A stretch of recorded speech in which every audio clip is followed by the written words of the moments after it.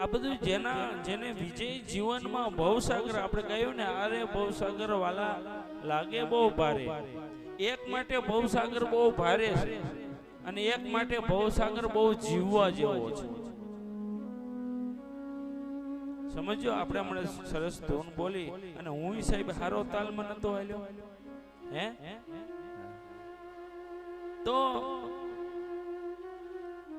આ ભવસાગર છે, આ સંસાર સાગર છે,